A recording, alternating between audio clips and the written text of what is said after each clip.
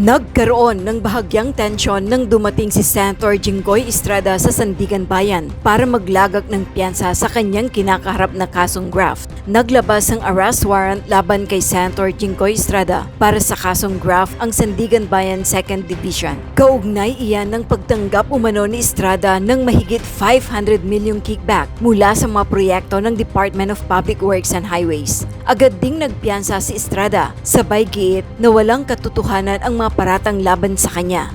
Sinabi ni Senator Jinggoy Estrada na personal siyang nagpiyansa sa Sandigan Bayan matapos maglabas ng arrest warrant ang 2nd Division nito.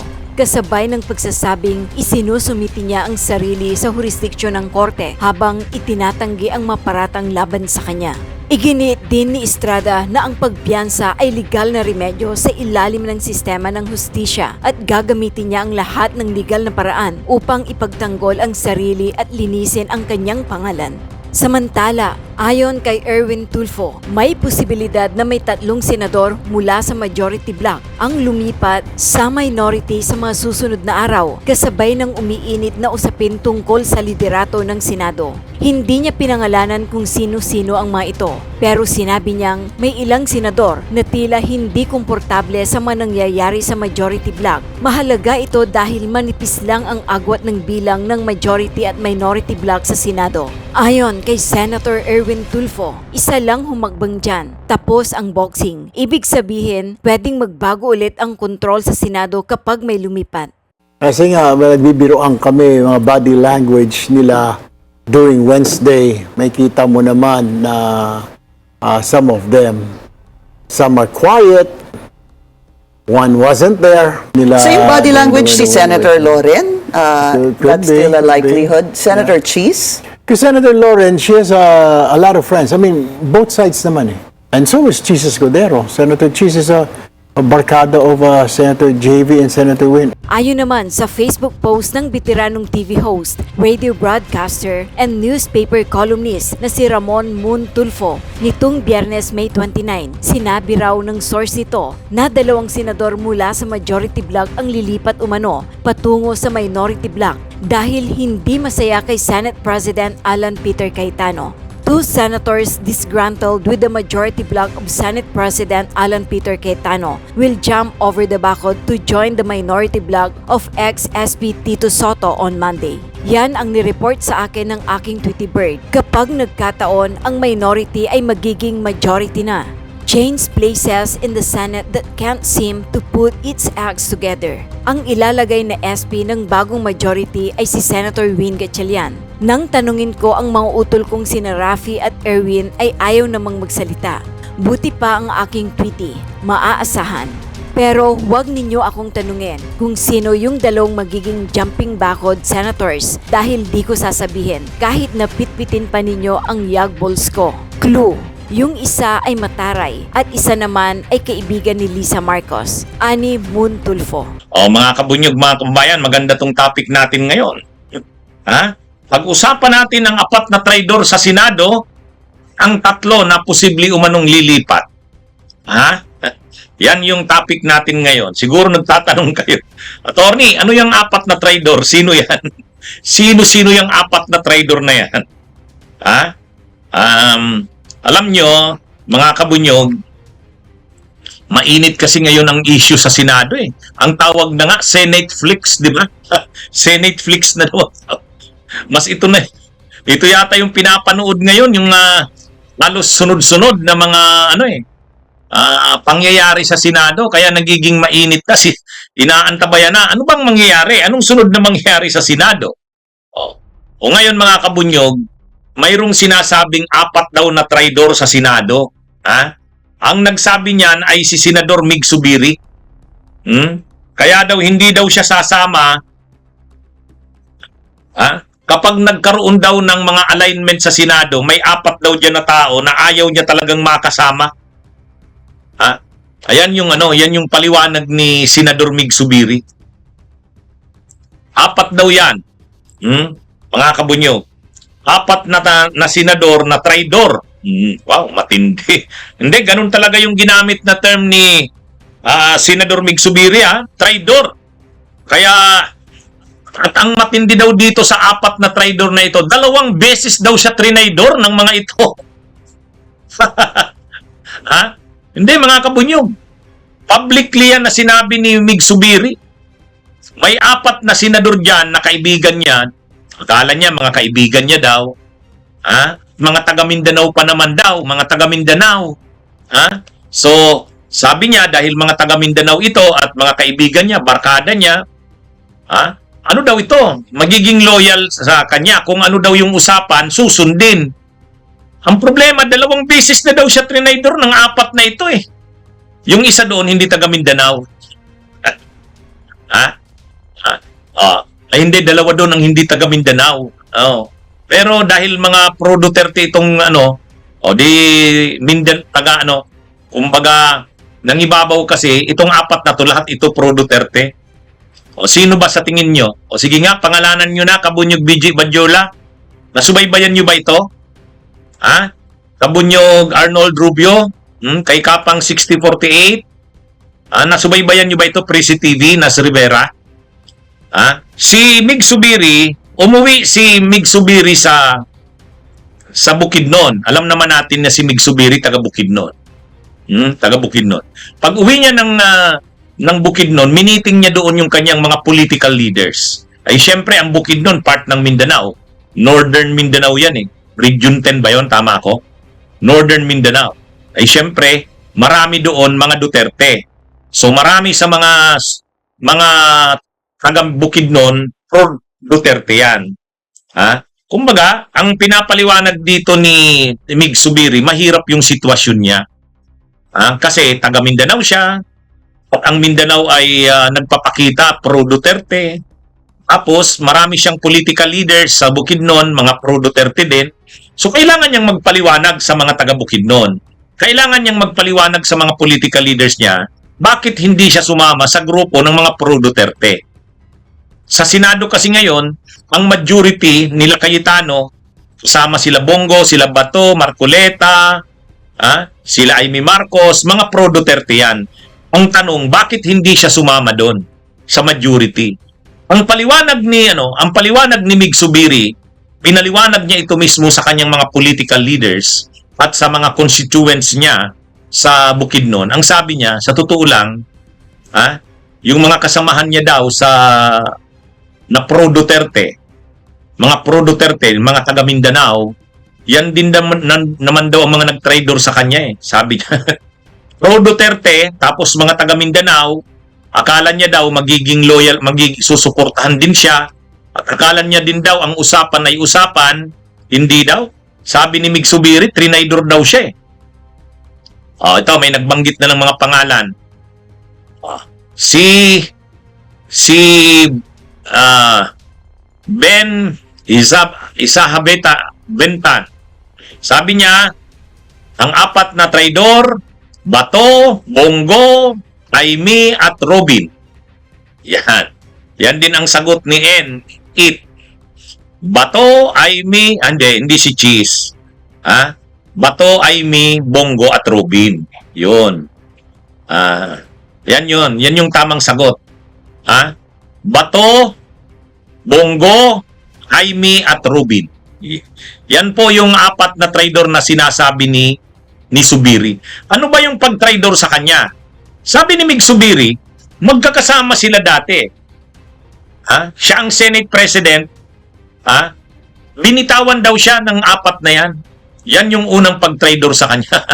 Yan yung unang pag-traidor sa kanya. Binitiwan siya, sumama kay Chis Escudero. So yun unang pag-traidor. Masakit na daw sa kanya yon. Kasi akala niya loyal sa kanya yung 4. Pangalawa na naman ang pagkakataon, itong 20th Congress daw, pinangako sa kanya na ibabalik siya sa pagka-Senate President, sabi ni Mig Zubiri. Yung 4 na naman daw na yan, nangako na naman sa kanya na siya namang ang itutulak na maging Senate President sa 20th Congress na Senate. So nagtiwala na naman daw siya. Nagtiwala na naman siya, sabi ni Migs. Pangalawa to, hindi na naman daw. Hindi na naman tumupad sa usapan. Pinaasa na naman siya. Kaya pangalawang pag-traitor na daw yan. Kaya sabi ni Mig Zubiri, hindi lang once, but twice siyang trinaydor. Kaya sabi niya, hindi talaga siya sasama dyan sa majority na yan. Yan ang tanong kasi, bakit sumama siya sa minorya? Ang isang rason niya daw, ito na nga, ayaw niya nang makasama yung mga traidor na yan. Kasi 2 beses daw siyang trinaydor eh. Si Bato, si Bongo, si Robin Padilla, at saka si Jaime Marcos. O, mga pro-Duterte yan. Pro-Duterte yan. Mga sobrang loyal yan sa mga Duterte. Yang 4 na yan. O. Kaya na-realize ni Zubiri, wala, hindi maaasahan yung 4 na yan. Kaya kung papapiliin din lang siya, sa majority siya sasama o sa minority, pinili niya na sa minority. Pinili niya na lang. Ang unang rason niya, actually niya, nung in-interview siya, ang sabi niya, gusto niya kasing ayusin ang reputasyon ng Senado kasi sirang-sira na eh. Sinira nga nila Cayetano eh. So dito siya sumasama sa minorya.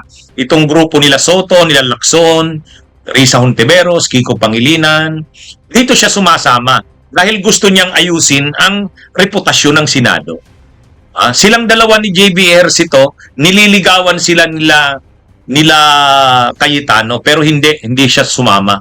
Ang unang dahilan na sinabi niya noon ay dahil gusto niyang isaayos ang reputasyon ng Senado kasi sirang-sira na nga. Pero ang ikalawa palang rason, at ito'y sinabi niya doon sa Mindanao, habang minimiting niya yung mga leaders niya sa Bukidnon, kasi siyempre ang inaasahan ng mga taga Bukidnon, sasama siya sa Duterte. Kasi siyempre, taga Mindanao siya.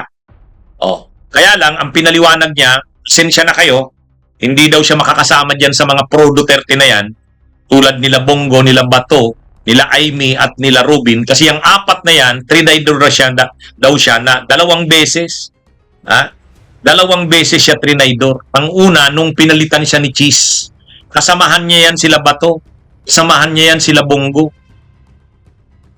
kasamahan niya yan sila Rubin at si Aimee. Pero, iniwan siya, sumama kila Cheese Escudero. Yan yung una. Ang pangalawa, itong bagong kongreso daw na Senado, 20th Congress Senate, pinangakuha na naman siya ang itutos up para maging Senate President. Ibabalik siya. Hindi naman daw tumupad na naman. Kaya mga kabunyog, mga kababayan, yan yung dahilan niya.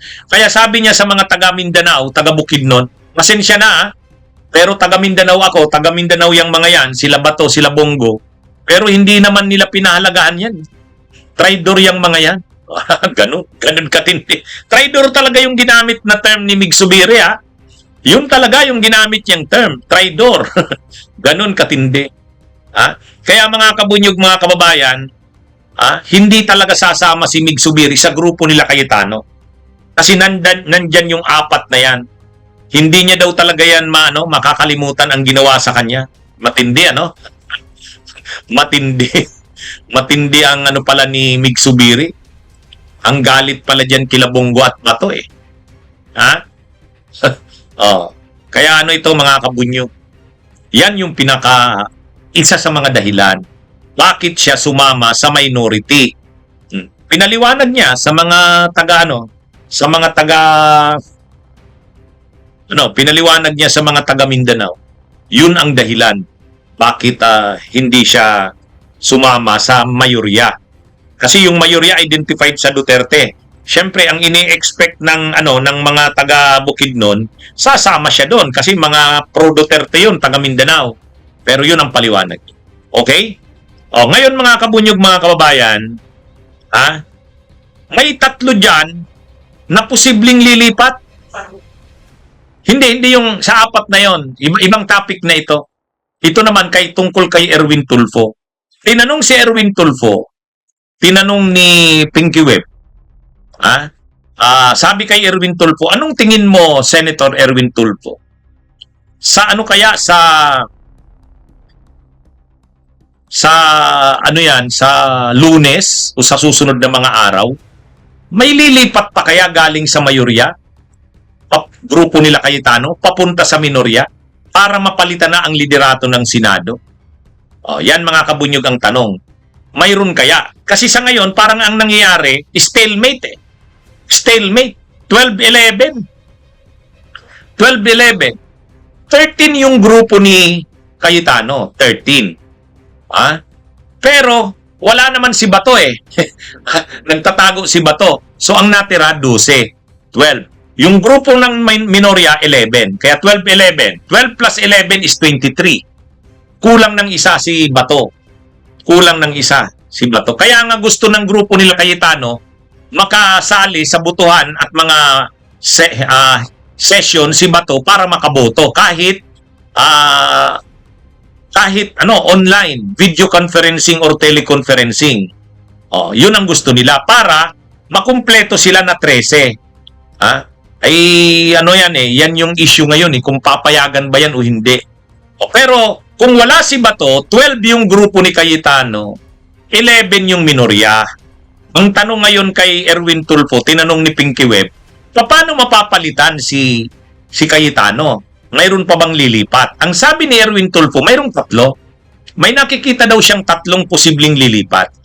Kung hindi man 3, minimum 2. Ngayon, sino kaya yan mga pwede na yan nalilipat? Sa totoo lang, ang pagkakasabi ni Erwin Tulfo, sabi niya, noong nakaraan daw na yung mga nag-walk out, yung araw na nag-walk out, yung araw na nag-walk out ang minorya, mayroon daw dun 2 na hindi mapakali, hindi umiimik, parang hindi niya na rin gusto ang nilang nangyayari. Naobserbahan daw nila yon.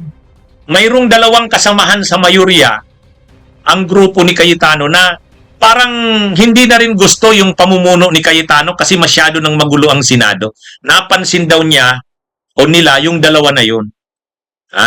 Kaya yun daw ay posibleng lumipat. Kasi ibig sabihin, nare-realize na rin siguro na magulo itong si Cayetano. Yan yung iniisip nila. Iniisip nila, posibleng makumbinse. Kasi nga, nakikita naman daw nung hindi solid sa grupo nila Cayetano eh. Makikita mo daw sa mukha nila, sa kilos nila, hindi na rin nila gusto yung nangyayari. Masyadong magulo na ang Senado.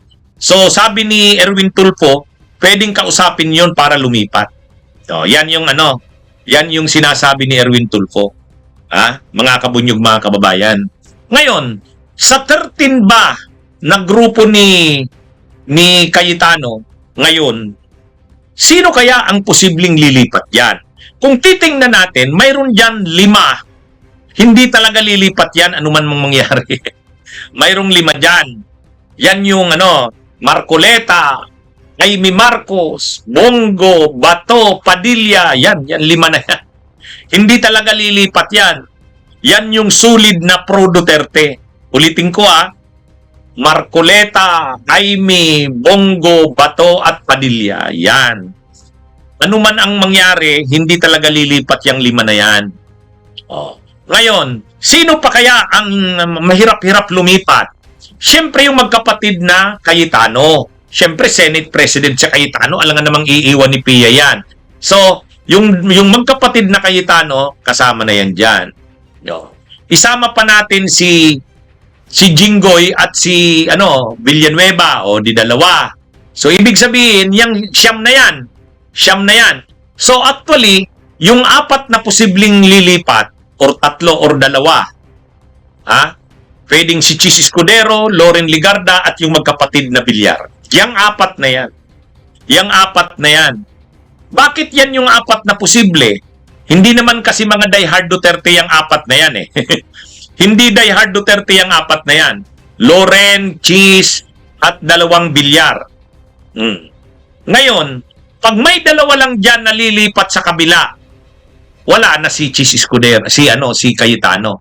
Kasi mayroon ng 11 ngayon ang grupo ng minorya eh, 11. Pag lumipat yung 2, sino yung posibleng lumipat? Posibleng lilipat si Loren at Chis. Pwede yon, 2. Posible ring yung magkapatid na Villar. Pwede yon, 2. So, sino man ang lilipat doon? Loren at Chis, lilipat. or 2 bilyar lilipat, ano na yan? Mapapalitan na ang liderato ng Senado. Mapapalitan na ang liderato ng Senado. Yan yung ano dyan, mga kabunyog. Kasi nung nakaraan, sabi ni ang balibalita nung isang araw, lilipat na si Chis Escudero at may bit-bit siyang 2. Sino ang lilipat? Si Chis Escudero at yung magkapatid na Villar. Kaya lang, ang kondisyon nila Chis, siya ang gagawing Senate President. Yun ang problema. Yun ang problema, mga kabunyog, mga kababayan. Kasi si Chis Escudero ini-insist na siya ang magiging Senate President. Kaya hindi natuloy. Pero, yung magkapatid na Villar, pag lumipat yon, package siyempre yan. Sama-sama yung 2 na yan. Yung magkapatid na Villar, Camille at Mark. Pag lumipat yung 2, 11 ngayon ang grupo ng minorya, nila Cayetano, ay nila Soto, Lacson. Pag lumipat yan, 30 na. 30 na. O yan. O kaya, posibleng lilipat si Loren at si Chis. Ano na rin, 30 na rin. O kaya, lilipat si Chis, bibit-bitin sila Loren at saka yung 2 bilyar. Pwede yon. Yan, dyan na lang manggagaling sa 4 na yan eh. Diyan na lang manggagaling yan sa 4 na yan, mga kabunyog, mga kabayan. Kaya, yung sinasabing 3 na posibleng lilipat, sabi ni Erwin Tulfo, posible yan, manggagaling yan sa 2 bilyar kay Chis at Loren. Diyan yan manggagaling. O kaya, posibleng hindi 3 ang lilipat, pwedeng 2 lang. Pwedeng yung Loren Chis o kaya magkapatid na Villar. O. Ano ang problema kay Loren? Problema kay Loren, syempre masama ang loob ni Soto at sa ni Lacson kasi trinidor siya ni Loren. Pero, kaya naman kasing magsakripisyo ni Soto at ni Lacson. Kaya yan. Para lang mapalitan si Cayetano, willing yan na yung sakit ng loob o hinanakit ni Lacson at ni Soto kay Loren, pwede nilang itabi yan. Ha? Para sa greater interest na mapalitan si Cayetano. Kung pwedeng humata kay Loren na bumalik sa minorya para maging mayorya sila, si Subiri. Kasi kaibigan ni Subiri si Loren eh. Ha? Nakita nyo yung nung panahon na yung nag-walk out yung minorya, naglalakad si Mig Subiri at saka si Loren magkaakbay yung 2. O ganun ka-close si Subiri at saka si Loren. Kung makakakumbinsi kay Loren ay si Subiri. Sila Soto naman at sila Lacson, bagamat may hinanakit sila kay Loren kasi iniwan sila, lumipat sa kabila, pero kaya namang isakripisyo yan ni Lacson at ni Soto. Kaya yan, mga kabunyog, mga kababayan. So, masyadong fluid ang sitwasyon ng Senado nitong na susunod na mga araw. Medyo talaga mga kabunyog, inaantabayanan ang susunod na mga mangyayari. Pero kung akong tatanungin nyo, sino ba yung sinasabing 3 na posibleng lilipat na sinasabi ni Erwin Tulfo? Ang 3 na yan, posibleng si Loren, bibit-bitin yung 2 bilyar, o kaya si Chis, bibit-bitin yung 2 bilyar. Yan yung 3. Posible ring hindi 3 yan, 2 lang. Si Chis at si Loren lilipat o kaya yung magkapatid na Villar lilipat. Pwede rin yung 4 na yan ang lilipat. Pwede. O anyway, malalaman natin yan sa susunod na mga araw. Ano? Mga kabunyog, mga kababayan. So, ano ang mangyayari sa Lunes? Ano ang mangyayari sa Lunes? Bakit napaka-importante ng Lunes? Kasi sa Lunes, June 1, mga kabunyog, sa Lunes, June 1, pag-uusapan uli yung yung hindi na tapos. O di ba may usapan yung tungkol sa proposal na makaboto kahit absent. Hindi yan na pag-usapan ng isang araw, hindi natapos kasi nag-walk out ang minorya. Ang gusto sana ni Alan Peter Cayetano at ni Marcoleta, ang butuhan na. Wala, hindi naman pumayag ang minorya, nag-walk out sila. So wala ng quorum, so hindi natuloy. Ngayon, nag-adjourn ng isang araw tapos babalik ang session uli sa Lunes, sa June 1. Kaya napaka-importante nung June 1. Ano kayang mangyayari? Mailusot na kaya sa Lunes nila Cayetano at Marcoleta yung proposal na yon kasi isasalang uli. Kung isang development diyan na i-consider, aarestuhin na si Jinggoy. O paano yan pag wala si Jinggoy? Paano yan pag wala si Jinggoy? So, ibig sabihin yan, 11. Kung wala si Jinggoy, kasi kung maaresto na yan sa Lunes, ewan natin kung magpakita po si Jinggoy sa Lunes. Kasi posible nang ilabas ang arrest warrant eh. Baka nga ngayong araw, ilabas yung arrest warrant eh. Hindi natin alam. Maaalala natin na si Bong Revilla, pagkatapos i-raffle sa Sandigan Bayan, ma-raffle yung kaso, agad-agad naglabas ng arrest warrant. Tapos pagkagabi, sumurrender na si Bong Revilla.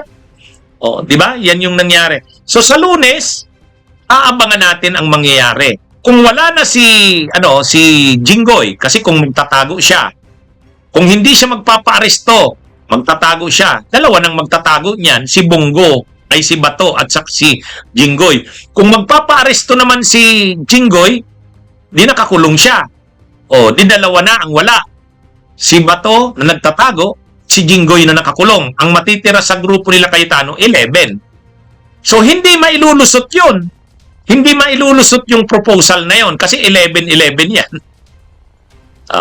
Kaya ito mga kabunyog, mga kababayan, mahihirapan ng mailusot nila Cayetano yung proposal na yon. Mahihirapan. Dahil nga dito sa problema kay Jinggoy. Ewan natin kung a-attend pa si Jinggoy sa Lunes. Ewan natin kung a-attend pa siya. Pero pag umattend siya, pa rin, lalabanan pa rin ng ng minorya ang ang motion na yan. Yung proposal na palitan na payagang makaboto kahit wala. Pag haharangin niya ng minorya. Sabi nila Senador Ping Lacson, mayroon na rin silang plano kung anong gagawin nila sa Lunes. Panibagong labanan na naman. Hindi daw nila palulusutin yung proposal na yan. Kaya mga kabunyog, mga kababayan, itong sa Lunes ay matindi kung anong mangyayari dyan. Posible na magkaroon na ng pagpapalit ng liderato ng Senado sa Lunes. Kaya aabangan natin. Itong Lunes na ito. Sigurado, may plano na naman dyan sila Cayetano. Ito kasing si Cayetano, ibang klase ito. Napakatuso nito na politiko. Ginagamit lang si Lord, ginagamit lang yung mga quotation sa Biblia, pero napaka-opportunista. Napaka-scheming. Sabi nga ni Ronald Llamas sa talakayan namin sa Dos Amigos, ngayon lang siya nakakita ng napakawalang hiya na politiko. Ito ay si Alan Peter Cayetano. Nakakubli sa mga quotation sa Bible, nakakubli sa bukang bibig ay pangalan ng Panginoon, ni Lord, pero sa totoo lang napaka-scheming. Nung isang araw, yung yung ilulusot na sana nila, ibabraso na yung minorya, pagbubutuhan na, si Cayetano ang Si Cayetano. Ay, di ba sabi ni Cayetano, medyo na tayo, nagdiskusyon na tayo, pagka naman mayroon tayong pagkakaiba-iba sa opinion, ang gawin na natin, let's divide the house. Ipipilit sana talaga ni Cayetano nung nakaraang araw. Gusto niya mag-divide the house na daw. Kasi alam niya, mas marami sila. Yun ipipilit. Kaya lang, nataktikahan siya ng minorya. Nag-walk out yung minorya. Sabay ngayon nagpaiwan si Soto. Sabay tinanong ni Soto, mayroon ba tayong quorum? Wala nang quorum. Yun ang problema. So ngayon mga kabunyog, mga kababayan, sa Lunes, aabangan uli natin. Aabangan uli natin. Pero posibleng magkaroon na yan ng pagpapalit ng liderato ng Senado kasi wala na si Jinggoy. Baka mapalitan na ang liderato. Siguro naman, nare-realize na rin naman ng mga senador, halimbawa, nung magkapatid na Villar, o kaya ni Loren, o kaya ni Cheese, siguro naman nare-realize na rin nila na magulong-magulo na ang Senado eh. Dapat nang tapusin ang problema ng Senado na masyado nang nadadrag ang Senado sa mga kontrobersya, sunod-sunod na yan. Kaya sa tingin ko, pag-iisipan na rin yan ng mga senador. Kaya yung sinasabi ni Erwin Tulfo na mayroong lilipat, siguro naiisip na rin nila, tama na ito, kalitan na natin si Cayetano, magulo ng masyado ang Senado. Yung pwedeng mangyari yan sa Lunes, mga kabunyog. Kaya abangan natin. Ngayon, kung hindi naman magkaroon ng pagpapalit ng liderato ng Senado sa Lunes, nandyan pa rin si Cayetano. Kung ipipilit nila yung pagpapalit ay yung proposal na yun na amendment sa rules, amendment sa rules ng Senado, yung pwedeng bumoto kahit wala ka sa session, lalabanan daw ng minorya eh. Hindi daw nila talaga yan papayagan na makalusot. Ayon yan kila Senador Ping Lacson. Pwede daw uli silang mag-walkout kung kinakailangan. Ayun, Pwede daw sila. At pag nag-walkout sila, wala na namang quorum ang mayorya. Kaya ang nangyayari ngayon kay Cayetano, lame duck Senate President. Senate President siya, may tinatawag siyang mayorya, pero wala namang pwersa na. Hindi naman sila ang may kontrol ng Senado. Yan yung absurd or awkward na sitwasyon ng Senado ngayon. Ang mayorya ay grupo ni Cayetano, siya ang Senate President, pero hindi naman maisagawa yung gusto nila kasi wala silang number. Bakit wala silang numero? Nagtatago si Bato at posible pang makulong na si Jinggoy So 11 na lang sila. Kung nagtatago si Bato at makukulong si Jinggoy, 11 sila. 11 din naman yung minorya. So hindi makakalusot ang gusto nila Cayetano. Senate President nga siya, sila nga yung minorya, pero hindi naman mailulusot yung mga gusto nila. Kaya napaka-absurd ng sitwasyon ngayon. Dapat talaga niyan, tapusin na yan. Wala nang katapusan yung mga kaguluhan na yan sa Senado Dapat tapusin na. Kaya mangyayari lang yan kung mapapalitan. Ang malala ngayon mga kabunyog, ito, nagbanta si Marcoleta, ito namang si Marcoleta talagang pagulo rin ito Sabi ni Marcoleta, sa totoo lang, yung pag-walk out daw na yun ng minorya, kung gusto daw nila, pwede daw nilang ipinaaresto yun. Nakalagay daw yan sa rules ng Senado. Sino man na hindi a-attend sa session, ay pwedeng ipaaresto para persahing umattend sa session. Yun ang sabi ni Marcoleta. Kaya yung rules daw na yon, yung rule daw na yon na pwedeng persahin, arestuhin ng Senate Sergeant at Arms ang sino mang hindi a-attend. Lalo na yung mga nag-walk out, pwede daw pilitin yun na bumalik, arestuhin. So, ang sabi ni Marcoleta, buti nga daw hindi nila ginawa yan noong nakaraang araw. Yung pag-walk out daw ng minorya, kung gusto daw nila, ipapa-aresto nila yun Kaya lang hindi daw nila ginamit. Sabi ni Marcoleta, yabang naman ni Marcoleta. Kakayanin ba nilang ipa-aresto yung mga members ng minorya? Sus, ang yabang naman. Mga kabunyog, mga kababayan, di ba? Ano ito mga kabunyog, mga kababayan? Yabang ni Marcoleta. Hindi, ang hinahambog ni Marcoleta, mabuti daw, mabait pa sila. Kasi kung gagamitin daw nila talaga yung rules, nakalagay daw sa rules na yung mga hindi a-attend sa session na mga senador, pwedeng persahing umattend. Lalo na yung mga nag-walk out, pwede daw gamitin yun. Kaya lang, hindi daw nila ginamit. Parang lumalabas pala, mabait pa sila. So, parang ang tinutukoy ni Marcoleta, so mabait pa pala sila sa mayorya. Unang-una, hindi naman nila kayang gawin yun. So, ang sinasabi nilang mayorya sila, ilan lang naman ba sila? 13. Wala pa si Bato. Di 12. Wala pa si Chis Escudero noon. 11 sila. 11 din yung minorya Para namang napakarami nila para magpa-aresto ng kapwa nila senador. Di ba mga kabunyog Ayang si Marcoleta, nagbibitaw na naman ng mga statements. Akala mo, napakalakas nila. Wala naman silang lakas. Kasi iilan lang naman sila. 13 kayo? Napaka ng margin ninyo?